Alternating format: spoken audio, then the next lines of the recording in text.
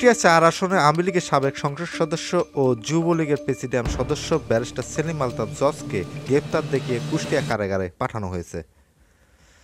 বৃহস্পতিবার ৫ ডিসেম্বর দুপুর ১টার দিকে তাকে কুষ্টিয়া চিফ জুডিশিয়াল ম্যাজিস্ট্রেটের আদালতে হাজির করা হয়।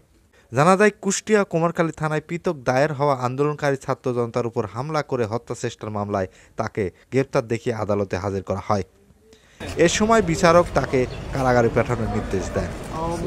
আদালতের senior judicial magistrate Mahmuda Sultana এবং কুমারখালী আমলি আদালতের বিচারক মাহমুদ রশিদ এই আদেশ দেন।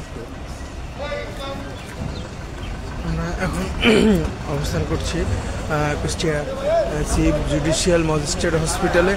সাংবাদিক এখন আমি ঠিক অবস্থা ভাই কাট আছে। জি জুডিশিয়াল ম্যাজিস্ট্রেট হসপিটালে এখন অবস্থান করছি। আইনজীবী ও আদালত সূত্র এ তথ্য নিশ্চিত করা হয়। মামলার সূত্র থেকে জানা যায়, গত ৫ আগস্ট কুষ্টিয়া শহর ইসলামিক গুলি করে এবং এলোপাতারি মারপিট করে হত্যার চেষ্টা করা হয়। এই ঘটনায় গত ৩০ মামলায় মোট ৬৪ জন নাম উল্লেখ করা হয়। এছাড়া অন্যান্য আসামি দেওয়া হয়েছে হিসেবে আছেন সাবেক এই এমপি।